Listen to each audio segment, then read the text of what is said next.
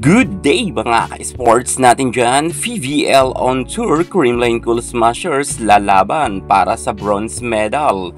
PLDT palaban at bukang sila nga ang makakasungkit ng gintong medalya. Pero syempre dadaan din sila sa matinding pagsubok kontra sa Cherry Tigo. Pag-uusapan muna natin ang pagkatalo ng Creamline sa PLDT. Anong nangyari sa Creamline Cool Smashers? Sayang na sayang talaga dahil kita natin na palaban naman sila. Pangs Panaga, naging emosyonal pa nga matapos ngang hindi sila makapasok para sa Battle for Gold. Okay naman to dahil marami na nagsasabi ng mga netizen na humina na raw ang Creamline dahil wala nga Tots Carlos at wala nga rin si Bernadette Pons. Natalo man ang Creamline Cool Smashers pero pinahirapan naman nila ng gusto ang PLDT at inabot pa nga ito sa 5th set. Gayunpaman, maraming nagsasabi na Creamline Cool Smashers daw sana ang mananalo. Meron ngang mga nasilip ang ibang mga netizen kung bakit natalo ang Creamline ng PLDT. Ngayon, pag-uusapan natin at susuriin natin ang kanilang naging laban. Sino-sino ba ang mga nagkulang na players dito nga sa Creamline kaya sila natalo? Lahat naman ng bagay mayroong rason kung bakit sila natalo. Kaya dito, ang pinakamaganda nating rason ay ipapasilip ko sa inyo.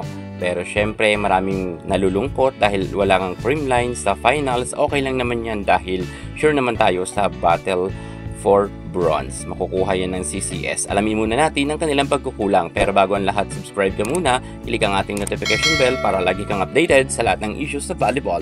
Susunod na.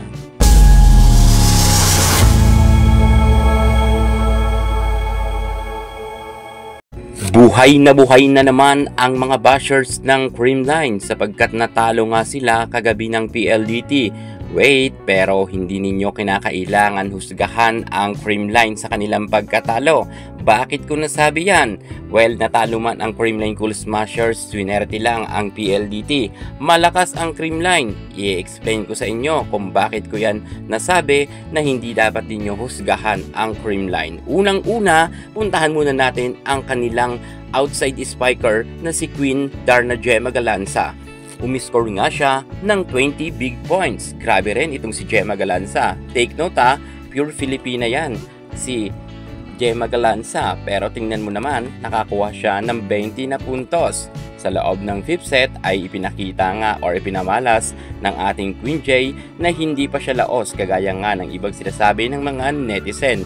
Speaking sa ginalingan, ang ating nag-iisang Phenom superstar Alyssa Valdez ay nakakuha naman ng 18 na puntos. Sa mga nagsasabi dyan na si Alyssa ay humina na, kitang-kita naman natin na kagabi ay talagang nakipagpukpukan nga si Alyssa sa loob ng court at malulutong rin ang kanyang mga palo. Sa totoo lang, malakas pa yun si Valdez, kinakailangan lang ng solid na setter. Kaya abangan nyo ang pagbabalik ni Gia Basing sa Creamline Cool Smashers. At sa pagbabalik ni Gia, sure tayo na lalabas muli ang angas at tapang ni Alyssa Valdez sa loob ng court at maraming magugulat. Kaya sa mga bashers dyan, hintay-hintay lang kayo dyan na dahil si Alyssa at si Gia ay magbabalik. Kaya pag bumalik na nga si Gia, dito na talaga ang tunay na laban ng Creamline. Makikita na ninyo. Number 3. Michelle Gumabaw. Ang ating napakaganda na si Michelle Gumabaw ay nakakuha naman ng 16 points.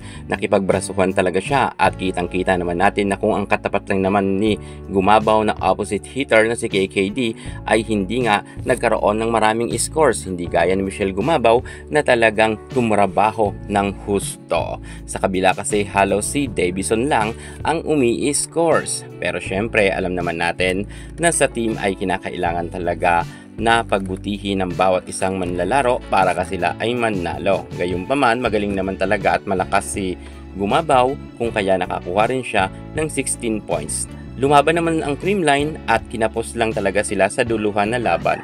Puntahan naman natin si Pangs Panaga na kung saan umiscore rin ng 11 points. Kung makikita ninyo, trumabaho rin ang husto itong si Pangs Panaga. Nagkaroon rin sila ng double digits. So, ang mga spikers at middle attacker nga ng Creamline ay gumana maliban nga sa isang players na medyo hindi nga masyado kasi nabigyan ng bola.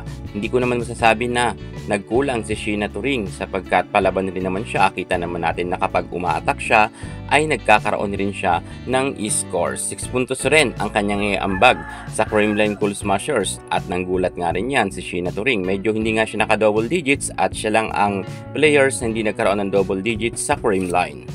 Magaling yan si Sheena Turing. Siguro hindi pa niya nakukuha ang tamang timpla dahil bago pa lang siya sa Creamline, pero lalabas rin ang angas niya. Kyle Negrito, naka-4 na puntos. Number 1 na setter nga itong si Kyle Negrito at makukuha niya na naman ang Best Setter Award.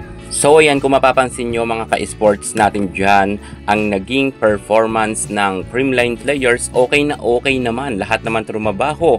Actually, meron nga silang 4 na players na nagkaroon ng double digits. Kung ikukumpara natin sa PLDT na si Savannah Davison lang ang nagtrabaho at siya lang ang nagkaroon ng double digits. 30 plus big points nga ang pinakawalan na puntos ni Davison kung kaya sila nanalo. Hindi kagaya sa Creamline, kitang-kita natin na talagang nagtulungan ang mga players dito. Gayunpaman, wala naman talagang pagkukulang ang Creamline. Sa floor defense lang sila nadali. At sa kanilang mga error. Kung tutuusin, yan lang naman sila nagkulang. Dalawang yan. Pero sa players, wala talagang nagkulang. Kundi sa floor defense lang at sa error nga nila. Kaya nga sila napatiklop ng PLDT. Saka malakas rin talaga kasi si Davison. Well, gayunpaman, abangan na lang natin ang pagbawi ng Creamline Cool Smashers at sa kanilang paglaban sa Battle for Bronze. Thank you so much. God bless.